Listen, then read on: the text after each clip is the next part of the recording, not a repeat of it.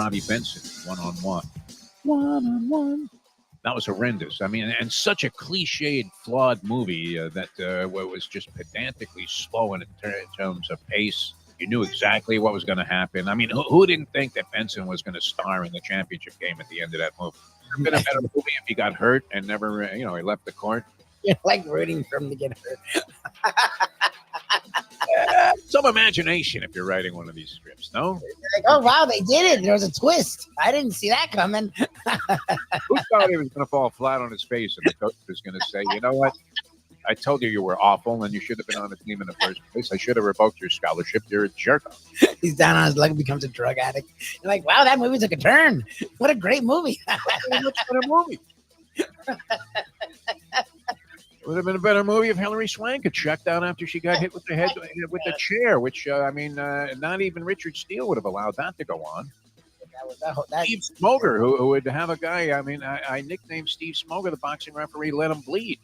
This guy would be bleeding from every pore, and the Smoger going, yeah, one more round. That's it, kid. If you don't show me something here, I'm going to have to stop it. Steve, this fight should have been stopped when he came out of the dressing room. What are you talking about? He's like passing out. Guy's getting a transfusion in the corner, and Smoger's going, okay, man. He's telling Emmanuel Stewart, I'll give you guy one more round. That's it. Oh my God. The time. Wake up with Defo, joined by Lubie. Welcome to the Defo Show.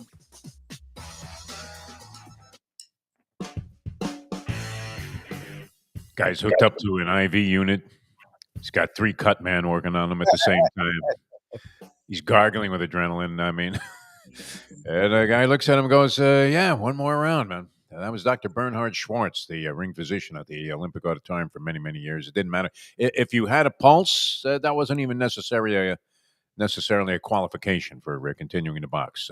Check the pulse and nothing. Okay, one more round. All right, so good to be with you guys here on this Thursday. How do we ease the pain for the puckheads out there that have suffered that opening defeat with the Florida Panthers last night? Of course, we hail from South Florida. If you're watching around the country, you wonder, why the hell are they talking about them all the time?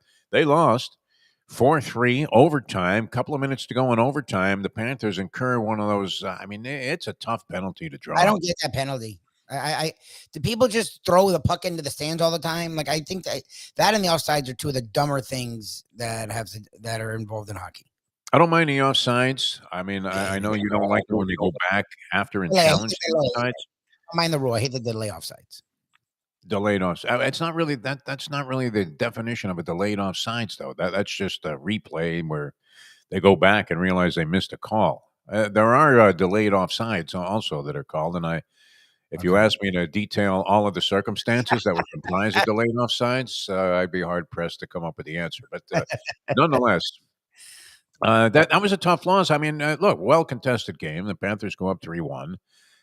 Bobrovsky, who you say you don't like it when he gives up these greasy goals, but there were a couple of times, both of the Draisaitl goals, there wasn't much you could do on those. No, great passes and setups by Connor McDavid.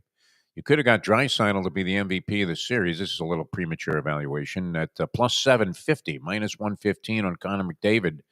And the closest Panther, the lowest odds on any Panther was Bobrovsky at plus 275. Now, they lost the series last year, and McDavid won the trophy as the MVP of the finals. And it gave every bit of evidence that he's ready to try and go out there and do it again, no question. But all that being said, the Panthers rarely cough up a lead at any time in any game, especially in the postseason.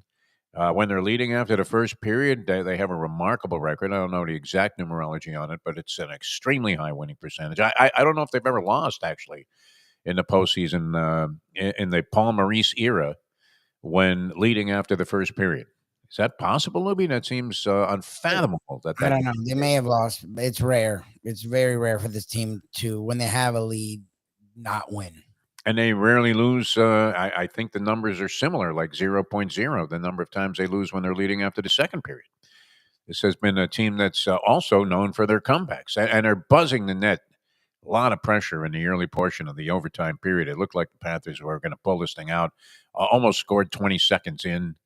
Had pucks dancing around in front of Skinner the entire time. It didn't seem like he was in great position to defend. They would miss the net, whiff on the shot, but put immense pressure on in the early portion of the overtime period. And I don't know that they dominated the first 10 minutes or so, but it seemed that way, didn't it? The first 4 minutes, they were great. And then I don't know what the hell happened. A pivotal game one, though. Sarni was outlining the percentages of teams that win game one in NHL postseason play. I don't know if that was qualified or quantified as just being in the finals. In fact, it's almost worth looking up. Is that possible? That it's almost worth looking up? Let me see here. It's fine. I mean, it's a decisive advantage. But again, the Panthers were down after game one to a team who had the home ice advantage 2 series ago. I mean, it's not the game one being down. It's that they had a lead. They had the game in control, and they didn't score for almost 60 minutes. Like, that's my problem. If you followed them these playoffs, and they put up some games where they score 6 goals, but they put up very long stretches where they couldn't score. And they've been lucky to face average goalies. I mean, Skinner's literally a dude that, I know he's on a string now where he's 7-1 his last 8. Okay, he's given up a lot of goals. The guy literally was pulled early in the playoffs. He didn't look great in this game. No, he didn't. He didn't face and they kept trying to make him, well, look, since he gave up 3 goals in the first 5 minutes of the game, it's like, guys, he gave up 3 goals in the first period. And they had 5 shots, and he gave up a couple of goals. I mean, 5 shots. The stuff he was stopping was stuff that I get mad at Bob for allowing. It's stuff that goalies should stop. They weren't connecting near the net the way that they normally do. You said it, even in the early when they were bringing wide open opportunities. So did Edmonton, for that matter. Yeah. I get it, and again, it's the cup and defense and all that. Defense is heightened and ratcheted up, but they weren't bringing the pressure you need to bring around a guy who's an average goalie. Like, he's going to give up 5 goals if you do what they normally do, and they. Sam Bennett said it. Like, we get up and we're great with a lead. We did not do that tonight. We were not bringing the pressure like we normally do with a lead. I don't know what happened. And I get it. The Oilers are a good team. Fine. It didn't feel like it was the Oilers' defensive ability that was keeping them away from the net. It felt like it was them. They were doing the thing again where they were overly passing. They were overly puck handling. They were trying to do too much. And look what when Edmonton scored, they just threw it at the net. They're like, screw it. Let's get the puck at the net. Good things happen when you get the puck at the net. Even really good goalies like Bobrovsky give up goals when the puck is coming at him. Like, they've done this throughout the playoffs where they have these games where they get away from what makes them great. Ferocity, intensity is what makes them great. And offensively, they've been up and down. Like, where's Kachuk? Like, I haven't heard his name at all the entire playoffs. Like, this is now 4 series. Like, Kachuk. Are we going to find out he had some maybe hurt? He doesn't look like himself. Like, it's not even that you're not going to always score. I get what, but he's usually in the middle of stuff. Like, what I thought about it last night. I'm like, is he playing? Like, you don't know. I mean, a guy in hockey could be experiencing a severe kidney failure, and they still would. Might be on dialysis up until game time, and they still make no mention of it. All right, here are the numbers, Lubie. Pivotal game one. According to Jim Sarni, which I'm sure he looked this up, so I'm assuming that this is completely factual. Teams that win Game 1 in the best-of-7 Stanley Cup Final hold an all-time series record of 65-20. Oh, yeah, I mean, it's decisive. This is what you're playing into, a 765 winning percentage, including a 52-10, 839 mark when starting at home. The winner of Game 1 has won the past 4 Stanley Cups. And you jumped on that right after and said that the Panthers spit the bit, coughed it up, and have nothing but themselves to blame for losing this game. So anyway, it stands 1-0. They go at it again tomorrow, and still in a position where if you got the split, you're feeling pretty good about yourself, no? So I don't know that they need to hang their heads after that game. Maybe you have Sam Bennett's quote. I might ring a bell with people, and if they get the lead again, they keep the pressure on. Had many opportunities. Looked like they were going to win the thing in overtime. End up losing. And now, Lubie, have to play into those hideous numbers. The numbers are not favorable, Lubie. Which means that it's time to jump on the Panthers and take them to win the thing still.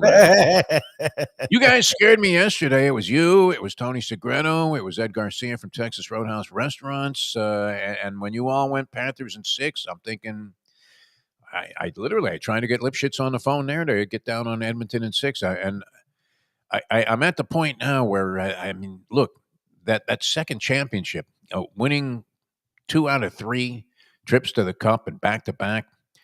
Big differential will be in the overall legacy of the franchise and the history of the franchise than if they go, well, 1 for 3, and nobody knows what happens after this. They're seemingly in a position to continue to be one of the top clubs in the NHL.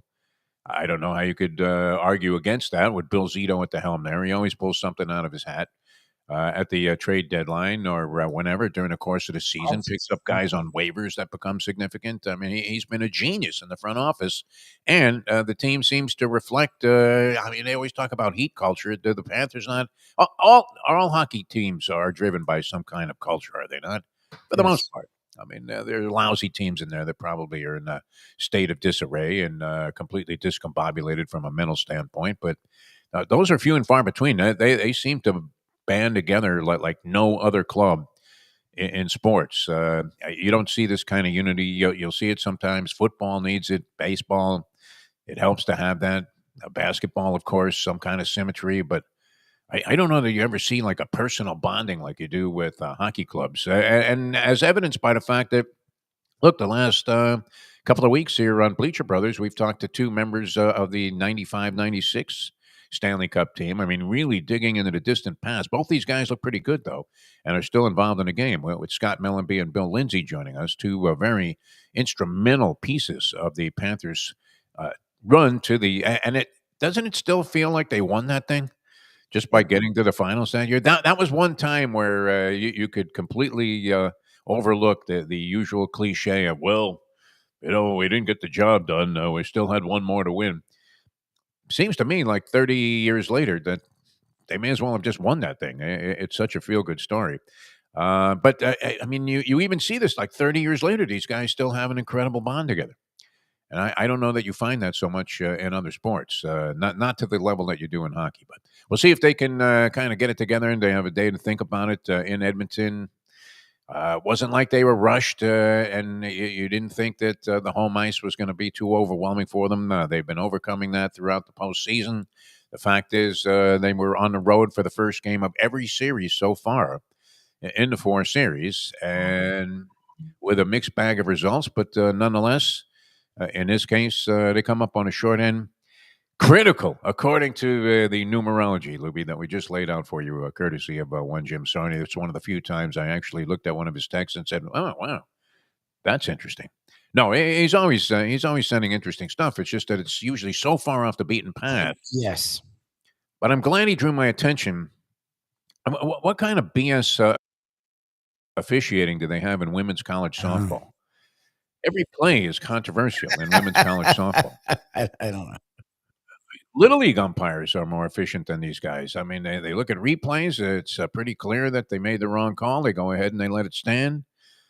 You did have a weird situation where you had this Kennedy who I don't know. Has she not walked a single batter intentionally in her career? And by the way, remember we were asking Tony Segreto if she'd pitch all 3 games, if it went 3 games, this series, Texas Tech. This is a woman that's making $1 million a year in NIL money playing women's softball. So what are they paying these quarterbacks? I mean, look, it's supposedly Cooper Flagg made $30 million last year. $30 million directly, but with NIL, because he had national. Remember, he had national deals. You're allowed to now get national deals, and he was a guy that had been known nationally as a college. When would you ever leave school? Seriously, Matt Leinart was onto something. He didn't get paid like this, and we saw Peyton Manning did the same thing. What would he have been worth as a senior Tennessee in SEC? Get out of here.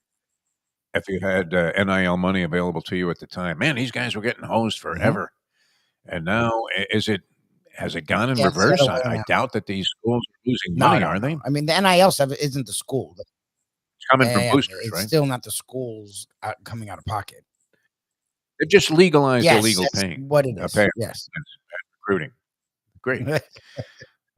What wonderful state of, see, all because they were driven by this greed and avarice where they wanted to maintain this ridiculous, farcical cloak of amateurism about these athletes. How pathetic was that whole position? What a farce that was for all of those years.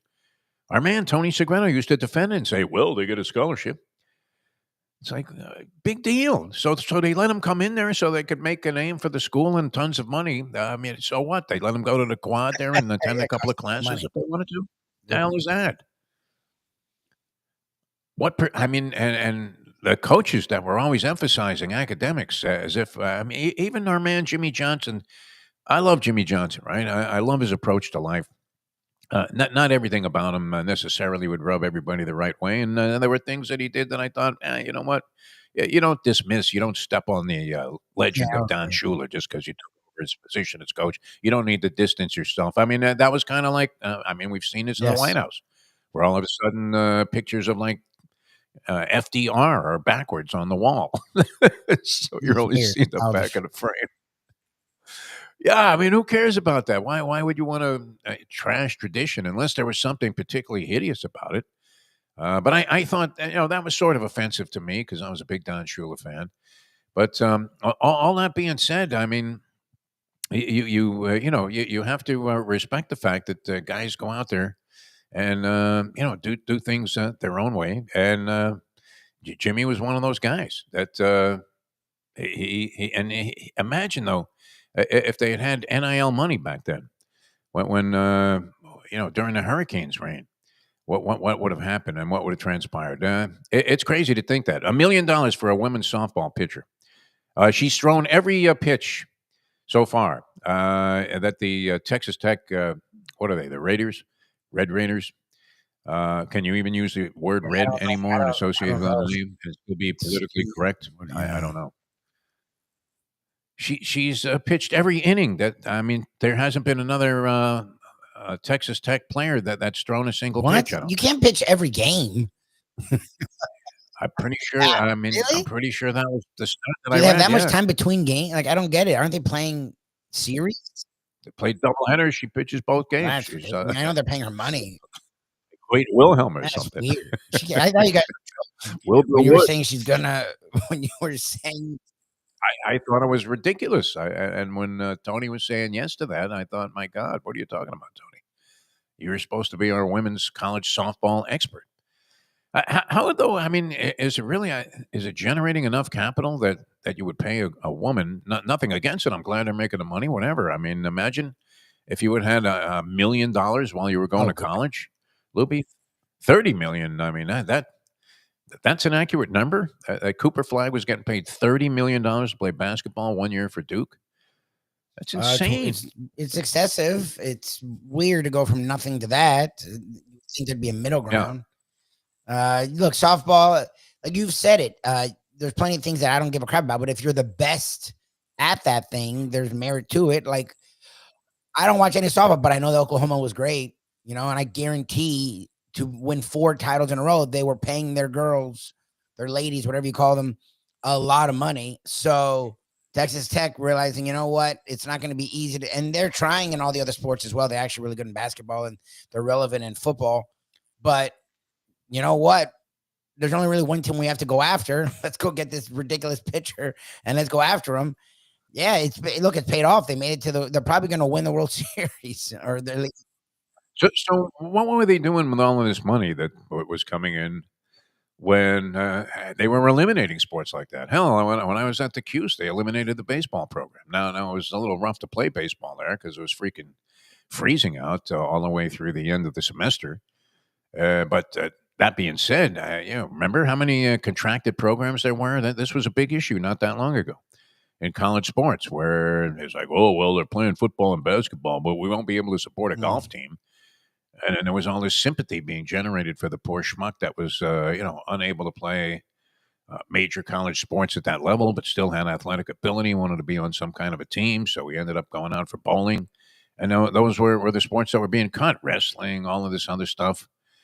What were they doing with all of that money? If they have the money to sustain women's college softball to the tune of, as you're implying, I mean, I'd imagine you're correct about that Oklahoma was getting paid gobs of money. These Oklahoma women players that were making tons of cash.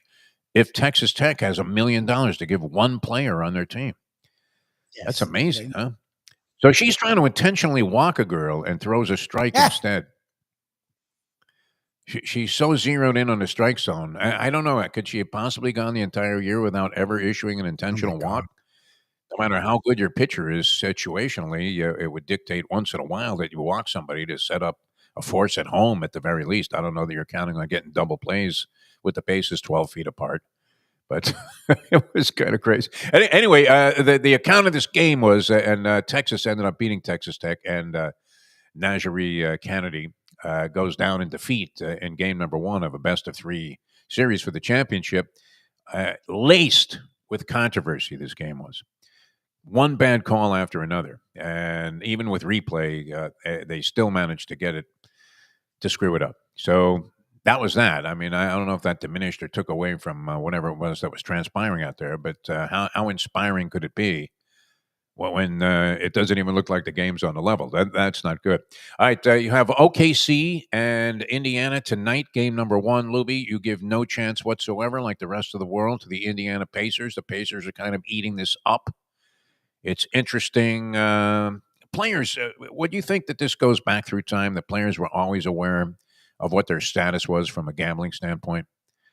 That if they were, I mean, NFL teams, they'll always say, you ask a coach, hey, can you believe it? Is it insulting that your players aren't being awarded 10 points as 10-point underdogs in this game? And what would the coach fire back? They'll be at the press conference. We don't pay any attention to that. I don't read the sports section. That was all BS, wasn't it? I mean, most of these coaches devour the sports section. They memorize the sports section. I don't know that they do it anymore because half the time the teams aren't being covered by a local guy anymore, which is a shame. But, I mean, did they not hear everything that was happening on Sports Talk? Look, Joe Philbin accosts us and says, I hear you have a nickname for me. And I'm thinking, oh, bleep. I'm just a joker. I'm a comedian. I'm trying to make people laugh. This isn't about anything personal. Of course, we call you Smoking Joe Philbin because you're an exciting guy. That's what it was. That was classic. The fact that he loved it, you know what? I could never dislike this. No, man. he was a nice man. He just was a man coach. Yeah. It was like not cut out to be in that position, was he? I mean, maybe a fine assistant. What was weird was when you finally, I guess, what was he? Was he with Green Bay as an assistant when they did a Hard Knocks? Did they do it on a Green Bay? The offensive line coach or something like that. Right. And he went from being this tepid, almost overly reserved figure to literally going Joe Pesci. I mean, he was every other word was an expletive, and you're thinking, what happened to this guy? He was never like that with the Miami Dolphins. If he had that kind of fire with the Dolphins, they might have won a couple of more games. They wouldn't have been 8-8 every year. Unbelievable. The same thing happened with Paul Maurice, right? Whoever knew that Paul Maurice, the coach of the Panthers, was using every other word, punctuating every sentence as if it was a comma with 4-letter words. Unbelievable. And that came as a big surprise because we thought that he was personality challenged. So we've been wrong about a couple of people, Lubie. But I will always respect Philbin for not taking us to task on the fact that, I don't know. I mean, could you consider that insulting? That we refer to him as Smoking Joe Philbin? How he insulted? Wasn't insulted. It wasn't meant to be. Well, I don't know. It was jabbing at the fact that he was milquetoast. There was like no smoke there. The only reason there was smoke is because this was some kind of explosive device that was a dud. And, I mean, that was it. So you see the little thing smoldering there on the sidewalk, and you're going, wait a minute, I paid a lot of money for this. Where's that guy? Can you go back to the fireworks stand? Are they ever there after the fireworks failed to fire? No. Have you ever had, I mean, I probably have at some point in time. But most of the stuff was black market stuff. I mean, we didn't have much when I was growing up as a kid, and we actually were engaging in using fireworks. What would you get? You got a mat of firecrackers. That was a big thing. I think that was 20 packs of firecrackers. And the big thing was to light them all off at once, right? So it sounded like you were in the middle of World War II somewhere as they were coming up on the beach there. Because, I mean, and the whole 20 packs would go off, and it really did sound like shots were being fired. That was a big thing. We had the ash can and the cherry bomb. Are you familiar with those two items, the ash can and the Yes. cherry bomb? Pretty Yes. simplistic, but they were like considered as if you were exploding a nuclear device by comparison to the firecracker and the sparklers, which were very common. But we didn't have any of this crap that they have today, Luby, where your neighbor literally launches a rocket and you're thinking, hey, when did Elon Musk move in next door? What the hell is that? Never forget a friend of mine let some kind of sophisticated firework apparatus go from my backyard, and a spinning rocket went right into the boat, a rather substantial boat, probably like a 50-footer that my neighbor across the canal had docked in his backyard. And I'm thinking the whole boat's going to go up in flames. Fortunately, it fizzled out, which is sometimes what you're looking for, which is also what happened with the Panthers last night. But have you ever bought a substantial amount of fireworks from one of those stands? No, Louis? no. My friends had put on fireworks shows that look like actual city firework displays, so I presume they have. I stay away. I watch. I don't trust myself at all with fireworks. No way. It's gotten really significant. And how trustworthy are these stands? I mean, is there any certification for them? It's not like you're buying a Christmas tree. I mean, you're buying something that could be exceedingly dangerous, and often is. I mean, there's no July 4th that goes by as we're around the corner from this celebration that there isn't some story that surfaces about some atrocity that takes place, oftentimes with a famous person as well. Athletes were notorious for blowing their fingertips off. Incredible. But I don't know. I mean, they're not there once the party starts, right? How fast do those guys get out of town? How fast do they By hightail July it out 5th, of they're town? gone.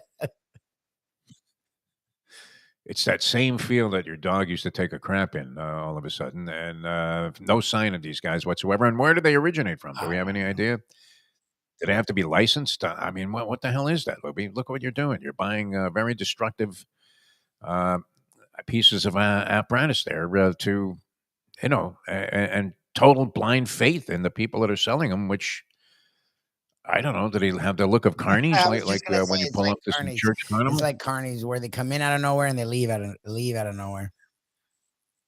You set this roller coaster up Yeah, yourself, did exactly. you? Mo? Exactly. Okay.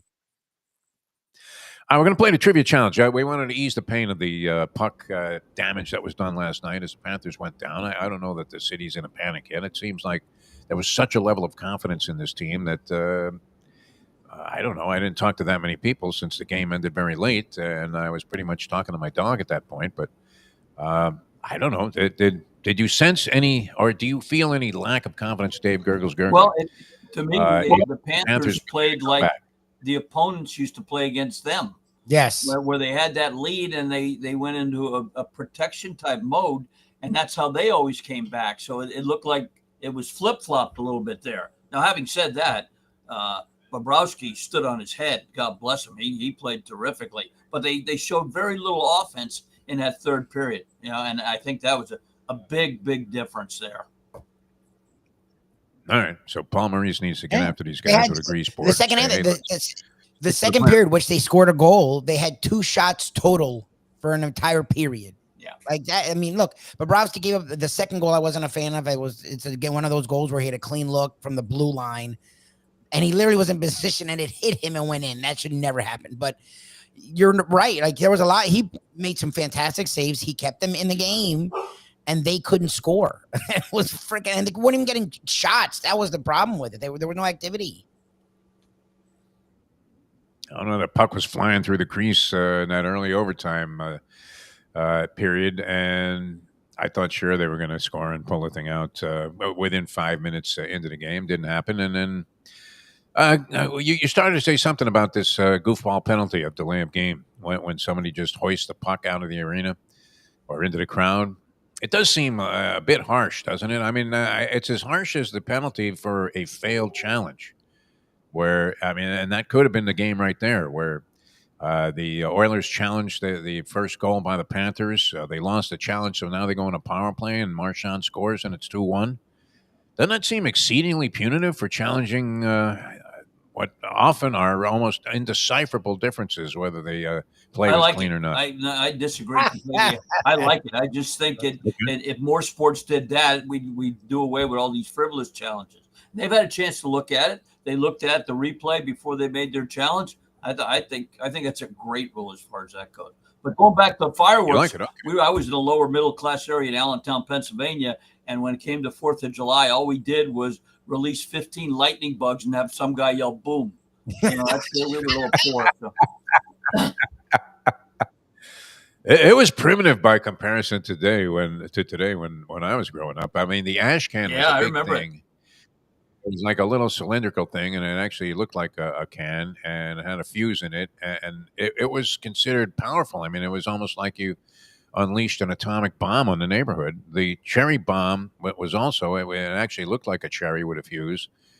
That was huge, but certainly didn't compare to what's happening today, where little 5-year-olds are rolling around with Molotov cocktails. I mean, just crazy what happens, and it's almost scary, right, by the beach here, because I don't know where these guys get this stuff, but our military isn't as well equipped as some of these people that are shooting off fireworks on the 4th of July. All right, what are your thoughts on the Belmont Stakes upcoming, Dave Gurggles Gergely? We had a great conversation here on Bleacher Brothers with the unparalleled Frank Miramonte when it comes to horse racing knowledge and total recall of everything that happened in his lifetime with regard to the sport.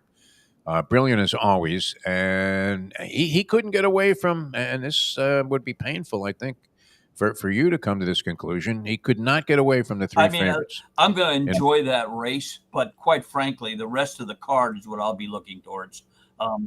Yesterday was a great card. Johnny Velasquez beat me on a 56-1 shot out of a pick 4, and then he come back and win again wire to wire. So he's riding to the top of his game. There's some great races. I've got a couple Perdomo picks for later today, but the race itself on Belmont Day, I'll just go and enjoy. The last Belmont I was at was 77, I think. I was at Belmont for Seattle Slew's Triple Crown. Physically at the Belmont. Nice. But this little mini meet at Saratoga is terrific and just whetting my appetite for when I get back up there in August. Started going to Belmont Park and the Belmont Stakes. I guess it was 1970, high echelon. Into Belmont, and then we went every ensuing year until I moved out of New York in like 74. So I was at the 73 Belmont when Secretariat won. And I do remember standing there, and I still remember my friend saying to me, something's out there by a mile. Because Secretariat on that back turn, the home stretch turn, what a margin this horse opened up. It was unbelievable, like a well-oiled machine, my friend. So as I was going, all right, we're going to be playing a trivia challenge. We lost Lubie for the time being. It sounded like his dog was acting up. But we'll give you the phone number, and it should be there on the crawl, 954-417-0070, 954-417-0070. You can dial us up, but it'll be to no avail until Lubie returns. So when you see a face in that box, we'll be ready to go with the trivia challenge. In the meantime, Gurggles, give us the word on Perdomo cigars. Sure. And hopefully Lubie's lighting one up because a celebration of the soon-to-be-born Mike Lubitz 2. Which he's leaning towards. He said he was leaning towards a name like Luca, which I'm thinking if he names the son of his first son Luca, doesn't he have to make a middle name? I don't know, but you don't want Luca Lubitz. My mother told me that one time she thought about naming me Gregory Gergely. I'd have been beaten up or had a speech impediment. So I know. Yeah. But Perdomo cigars you can't go wrong with. We'll talk more about him later because he has returned. The father-to-be. Congratulations. Good for you. Luca Panici Lubitz coming up. Wow. Yes, sir. Yes, sir. Yes, sir. All right. We're going to take a quick time out here on a show and get Lubie straightened out with what is it? The dog? The AC people here, they're supposed to get here at 9. No wonder you were wiping your brow. Yeah. No, the AC's working fine, but I've learned as a homeowner that once a year, have them flush the system just to be smart. I have a pregnant ass wife, so it's getting hot as hell down here. So I'm like, let's. Oh, by the way, before you go to break, Tuesday nights on ABC at 10 o'clock, you're a nostalgia guy. It's called The Game Show, the history of game shows. Okay. And Oh, This you must past love that. Tuesday, they had the Gong Show on, and they brought your buddy. They showed clips of your buddy, Murray Langston, the unknown comic. Oh my God, that's funny. Murray was great. He's still doing stuff, which is amazing because Murray's got to be zeroing in on 80 if he isn't there already. And he was very physical. He was a good Yeah. physical comic on his own when he did campaign as himself as Murray Langston. And he still does that Amazing. stuff, man. He had all those kind of Jim Carrey gyrations. He was very good at all of that stuff. But wow, amazing how it saved Yeah. his ass to become the unknown comic. I mean, I've told a story before where he needed to pick up a quick couple of $100, and that was the scale for making an appearance on television shows in LA at the time for any SAG-AFTRA guy. And so he knew Chuck Barris, and he says, "Hey, Chuck, I really need to do something. I can't pay my mortgage this month. I've been out of work for a while. Lost a bunch of money in my comedy club." And he says, "Okay, you can come on the Gong Show." And then he was too embarrassed to come on as himself because he was already an accomplished guy. So he put the bag on his head and turned into a Yeah, second he career. said the unknown comic says, and don't forget my appearance on Hollywood Squares. And he turned the bag around. It was a tic-tac-toe game. He was always an entertaining guy. I mean, and lived life well. So yeah, I'm glad you saw him there on the Gong Show. And like I said, I think he's still like on some of these Terrific. cruises. And they recently did like a week Good in for Las him. Vegas as the unknown comic. All right, we're coming back with more in a moment. Hopefully, Louie get the AC guys working, and we'll be back with more in a moment. 8:41. Play the ponies in style at Champions, the outstanding simulcasting room at beautiful Hialeah Park. Yes, the grand old lady of thoroughbred racing has never been more vibrant, and you can wager on the races from the top tracks around the country while enjoying a cocktail at the Brass Rail Bar or any of the fine food served throughout the facility. If poker is your game, you're covered in style, and you can play all your favorite Vegas-style games, including blackjack, craps, and roulette, in Hialeah Park's sizzling hot casino. Get a player's card when you walk through the door for all kinds of generous amenities, including our favorite, free play, when you come out to the ultimate casino and entertainment destination, Hialeah Park. These days, we're all looking for comfort anywhere we can find it. Thank goodness for Landlubbers Raw Bar and Grill in Plantation, because they are making sure you are as comfortable as possible. First of all, they're not only open for delivery and pickup. All you have to do is go to landlubbersbarandgrill.com for both pickup and free delivery. You're going to have the best wings in the world. You're going to have a great burger. You're going to have their amazing soups. Again, Landlubbers, Raw Bar, and Grill. It's nice and easy. Just go to landlubbersbarandgrill.com for both your pickup and free delivery. Thank goodness for Landlubbers for making you always feel right at home. Are you looking to buy your first home? Have you been turned down for a loan? Do you need to refinance or get money out of your home? Call Michael Kodsey, CEO of Choice Mortgage. He's been helping the South Florida community get mortgages for 30 years. Hi, this is Michael Kodsey, CEO of Choice Mortgage. We have the most competitive fixed rates in the market. Call me 24/7, 561-441-2730. And remember, I don't just work banking hours. To make the right choice for your home, call Choice Mortgage. Oh, Solo Volante will be coming late. Oh, Solo Volante, the Belmont's now 1 mile and an 8. The finish line is coming up quick. Luca Panici, just switch the stick. The only way to get your morning started is with Defo, joined by Lubie, right here on The Defo Show. All right, everything all set there? You got these guys working? Did they actually come out and do anything, Uh-oh. Yeah, Louie? they're just flushing the Have system. AC guys The guys I deal with are really good. Like, it's funny. I know we've dealt with people in the past. With our townhouse, dealt with 2 different companies that you would just like Google and call, and they would have us pay ludicrous amounts of money for things. And then we found my brother-in-law hooking up with this guy that I guess it's now a bigger company. And I remember coming in one time and he's like, "You just needed to do this."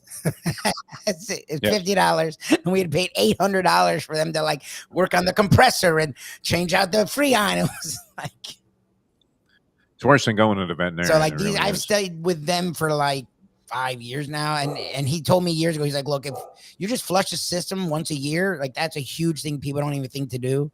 So now, like, It's getting hot. She's pregnant. I'm like, you know what? It's been a while. Hey, guys. Gonna hurt. Yeah.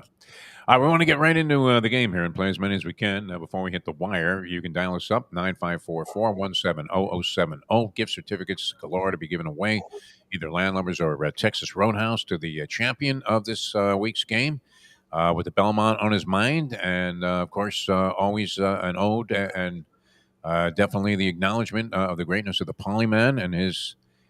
he was the show, kind of, Gurggles, right? Didn't you feel that way? No doubt about it. He was the show. He was great. And still remains so to this day, very much on top of his game. So in dedication to the Polyman Paul Massell, here's Dave Gurggles Gergely to open things up with some easy baseball. This is a little lengthy one. So this New York Post columnist relating his neighbor's 5-year-old son's first T-ball game recounted. Little Johnny's parents beamed with pride when he got his first ever hit in T-ball. After advancing to third base on 2 more hits, when the next ball was hit, his coach and his parents and everyone in the stands was screaming, "Run home, Johnny, run home." It took him 5 minutes to catch up with him as he was already at the parking lot halfway home. What's that? Phil Mushnick, Phil Linz, Phil Donahue, or Troy Donahue? All right, roll it, Lubie, the random phone scrambler. Could you have these AC guys give that a look too? The scrambler, make sure that it's not rusting out or something, because we can't lose. We can't afford to lose this machine. It's hard to replace too. It's hard to find one. Here's Ron. Ron, you're on the trivia challenge. Good morning. Good morning, fellas. Let's go with A. Oh boy, Ron. Nice job, Ron. 1 point going for 2. Lenny'd be proud of you. All right, true or false? A lot of horse racing questions today. Why not? Contrary to popular belief, the racehorse Baeza was not named after Hall of Fame jockey Braulio Baeza, but rather for Maria Baeza, the owner's first wife, who passed away 5 years ago. True or false? Wow. True. No, that's got to be false. It was named after Braulio Baeza. Lenny would be proud of you. Attaboy. Rick Capicella had a way of pronouncing Braulio Baeza's name. It sticks with me, where he would just kind of, it sounded like he was squeezing it out of one of his appendages there. Would be ridden by Braulio Baeza. I mean, he had the high-pitched voice. It was classic, man. The guy would come out. Supposedly, if Baeza's horses came out on the track and they took a dump, it was a sign that it was a go. I don't know how he controlled that, but that was a theory at Aqueduct in Belmont at one time. All right, you have one going for 4. Baseball, Ron. Which of the following managers took his team to the postseason in his first 4 years at the helm? Bruce Bochy, Tommy Lasorda, Matt Matheny, or Joe Torre? Oh, God, that's hard. Let's go Bochy. Bochy. Wrong, Doobie. Matt Matheny did that. I was going to say, all of these guys had lots of success. You have one going for 6 here to set the pace, Ron. All right, we got to give you a Belmont question. 2 active trainers have won the most Belmonts, 4 each. Now, these are the most among active trainers. Wayne Lucas and whom? Oh. Bob Baffert, Shug McGahee, Bill Mott, or Todd Pletcher?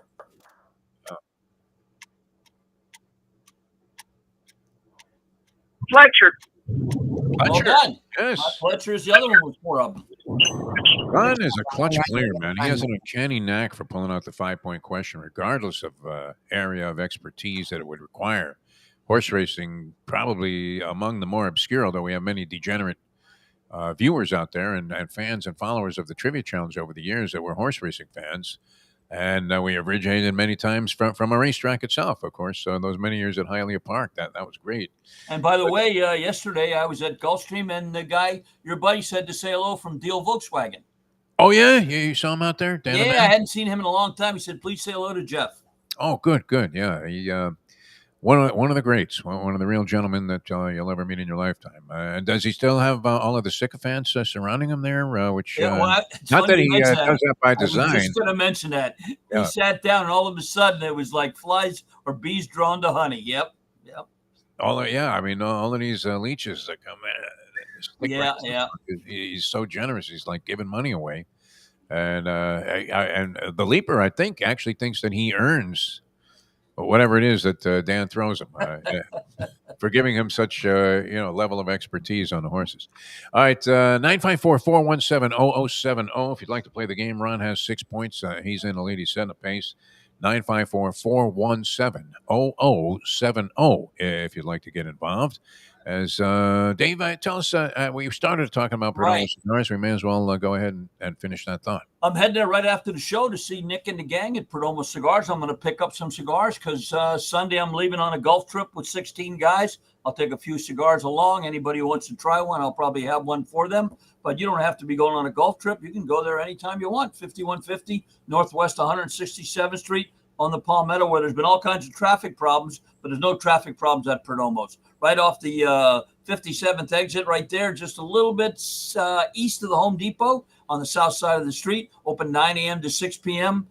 Bruce, the concierge there, retired policeman, knows a lot about Perdomo cigars, but the whole family's involved. Nick Jr., this is the 4th generations of making tobacco cigars perfect. They're grown in Nicaragua with Cuban seed tobacco. They make them perfect one at a time. Me, I'm a Lot 23 guy, a nice mild Churchill, and some other folks like the 20th anniversary with the darker wrapper. They make them anything for your taste. You can get a variety pack, try one of each, and then decide. Or Father's Day next weekend. Why not get that perfect gift for the man in your life, even if that man in your life happens to be you? Gift certificates, cigars, lighters, whatever you want, they got them at Perdomo Cigars. 305-627-6700, the number to call.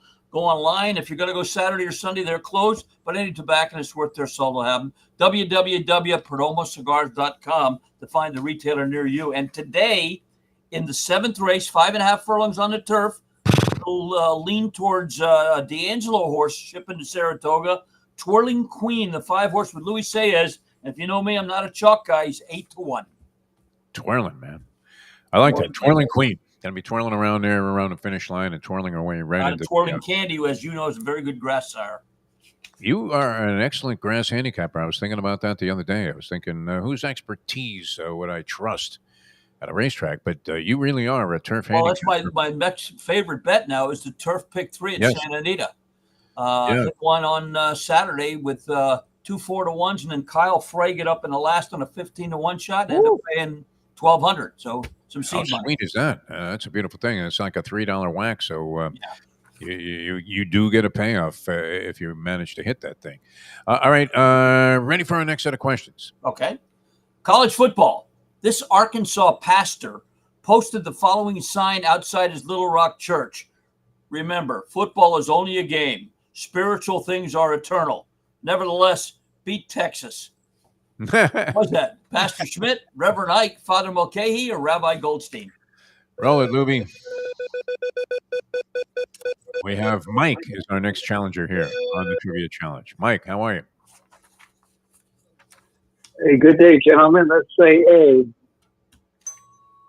Job. All right, give us an A. Hey, so you have 1 point. I heard A. Okay, I missed it. Okay, Mike, NBA, the tradition of OKC, the Bark, started when Chad Summers' first summer league game, when he was insistent on having a teammate join him for the interview, and the teammate routinely crashed the interview and eventually led to random barking, which the fans now do. True or false? True. That is true. Wow, Yep, okay. the Bark, it's called. Yep. 2 for 2, going for 5. All right, one of my favorites, another Belmont question. 2 Triple Crown winners won by the largest margin. The one Jeff witnessed, Secretariat by 31. And who was the other Triple Crown winner that won by the second longest margin? Was that Citation, Seattle Slew, Whirlaway, or Count Fleet? Fleet. Yes, he won by 25 lengths in 1943. Well done. Who was that now? Whirlaway? Count who'd he say? Oh, Count Fleet. Count Fleet. That's who it was. Count Fleet. Yeah. I was gonna take a guess at that. You could hear some salty old dog announcers saying that's Count Fleet now by 25 drawn away. All right, was it always Harry Henson's voice that, that did those old school calls? All right, we're going for what now? Sweep, maybe? Yes, sweep. Yeah, I think he got the. I think he has 5 now. Yeah. Yeah. All right, here we go. Tennis. Obviously, we got the French Open going on. In this state, Yvonne Goolagong won her first career Grand Slam in the French Open by defeating. Tough one. Yeah. Was that Helen Gourley, Mo Conley, Billie Jean King, or Sophie Doyle?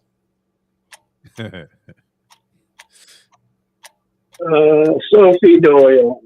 No, she's a jockey at Churchill Downs. No. And it was Helen How did I know Gourley. he was going to say Helen that? Gourley, 6'3" and 7'5". I would have been wrong anyway. I would have gone with Billie Jean. All right, we're going to try one more here before we head to the finals, as we're sort of on a television time limit. Than my favorite designation of any kind of circumstance in any sport, professional wrestling, where you would hear Gordon Soley turn to the camera and say, "And this match, 2 out of 3 falls or a television time limit." Why does Soley sound like Gary Sanson and all my old school race announcers? Because I only do one impression voice. It's also my old lady. All right, 954-417-0070. 954-417-0070 if you'd like to be our final contestant here on the game. Otherwise, we would be forced to use option B, which is to go straight to the finals here with the 2 people that played. A very marginal field. This is almost like people crying about only 8 horses in the Belmont, 4 of whom seem to be the ones that matter.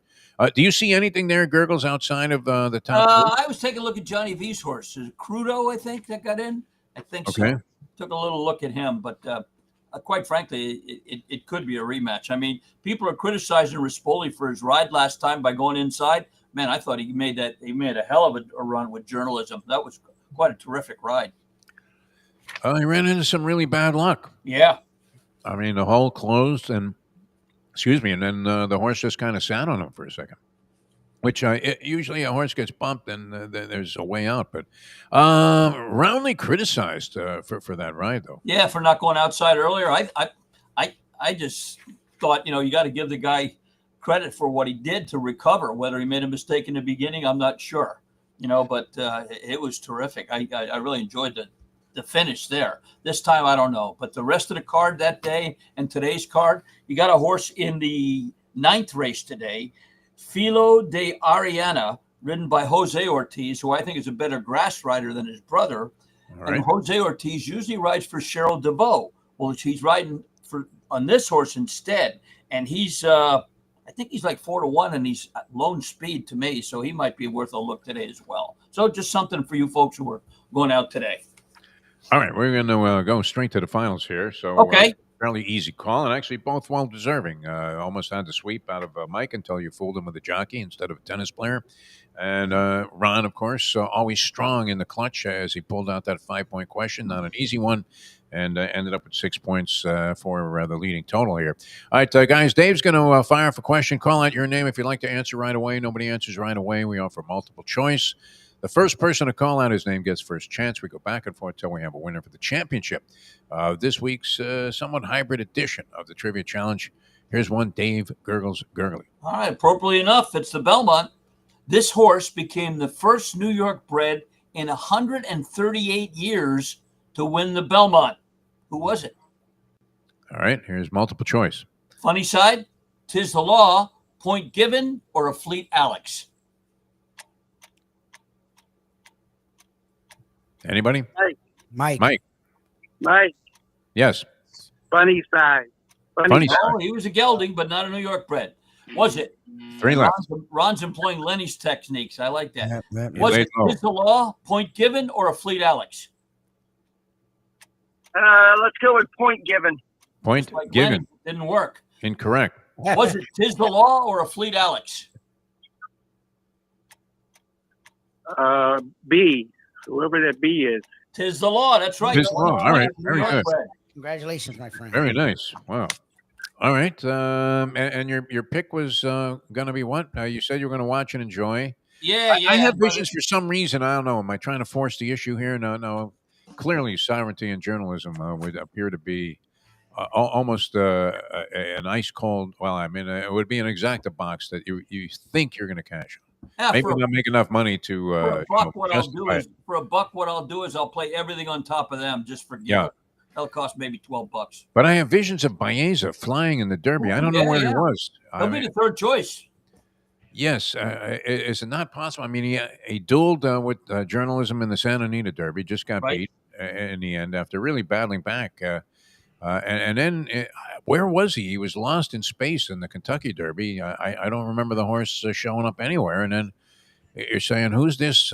Like shot out of a cannon in the stretch. Now, it was to no avail. I ended up third, non-menace to the winner. But if this horse had some kind of serious problems, I have to go back and watch his trip in the Derby because, wow, that was some closing kick he displayed. Unbelievable. So, And this is, don't forget now, this is the exact same distance as a Derby, right? Mile and a quarter? yeah, mile and a quarter. Right. Okay. So Why was it a mile and an eighth? Did they run it at Aqueduct or something? they like did. that? That's what the configuration of the track. That's why. Yeah. Understandable, yeah, and they can't run these. They don't ever run mile and a half dirt races at Saratoga. I think they run mile and an eighth all the time, or a mile and a quarter. Yeah, there has to be a reason why they had to cut that last quarter mile out. And you know what's funny? Nobody complains about this as far as had there been a possibility of Sovereignty had won the Preakness of a Triple Crown. I don't know. Is there going to be some kind of asterisk movement set afoot because the race was at a mile and a quarter? No, but everybody's screaming about the timing of the Triple Crown races, whether or not it should be changed. Frank Mirani, by the way, adamantly opposed to it. I don't know where you stand. Gurggles, you're more of a traditionalist. Have you eased your stance on that? I wouldn't mind seeing an extra week between the Derby and the Preakness. Okay. All You know, right. because they're just newly turned 3-year-olds in January of that year.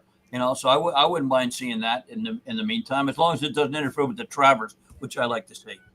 Yeah, and I guess Belmont likes to keep the date they have, but Yeah, oh yeah. they do have at least I don't know, a couple of weeks. Well, they don't want to interfere with Father's Day probably too, which is coming up. And Father's Day, congratulations to you, Jeff, and a potential congratulations to you, Mikey. Way to go, good for Luca you. Panici Lubitz. It's going to be great. I'm glad to see you're having a baby. That means at some time you did turn your television off. See you, gentlemen. I'll be back next week, right from golf. I should be ready for the show. But then the Thursday after that, I go on to the knife that Monday the 16th for the new hip. So I won't be there that Thursday. But I'll keep you posted, Mike. Okay, right, sounds thank good. For the trivia challengers out there, Dave Gurggles Gergely will be with us next week. All right, that'll do it for us. What do you say? OKC tonight plus 9.5. You get with Indiana. Would you take the points or lay the points? Okay, so easy. I think the Pacers will win a couple games in the series just for fun, but the Thunder are going to come out and just lay. I think they're going to lay the wood. I think they're ready to win their first championship as the Thunder. Knee-jerk reaction on the series, which I think you can have one on this series because prohibitive favorites in OKC, 700 to win 100, you have to lay. Knee-jerk reaction. Somebody says, hey, what do you think? You're saying OKC in 5, are you not? Almost as an automatic, artificially intelligence-driven response. Yep. OKC in 5. Is that the way it's going to be? Is it that obvious, Lubie? It feels like it. I'd love to see Indiana win this game tonight. I just would, because everybody is so convinced that there's no chance of that. So, and they're getting 9.5 points. Yet, would I have the chutzpah to go ahead and make a wager on them? Probably not. Right? It seems the 9.5 is tempting. Can the game be close? I mean, Oklahoma City's such a weird team in that they either blow you out completely or. Look, they're 7-9 against the spread in the postseason so far. So you're up 2 units if that's of any significance to you. If you just bet against them every time, you're playing the don'ts. So tonight they probably bury Indiana by 30. No, all right. Glad I speculated on that. All right, Lubie, you have a good one, and thank you people for tuning in. We'll do it again tomorrow. The professor will have a big board for us. Always a highlight of the week here on these Defo shows that we do every morning for you. Here on our platforms. And thanks so much for joining us. For Dave Gurggles Gergely, Mike, Lubie, Lubitz, and, of course, the upcoming Luca Panici Lubitz. I'm Jeff DeForest. We'll see you next time as we leave. You know that. The time. I love it that you're going to do that for Luca. Did you talk to him about it? Luca Panici, the actual Luca Panici? All right, it's 9:04. Let's go to eat a damn snack.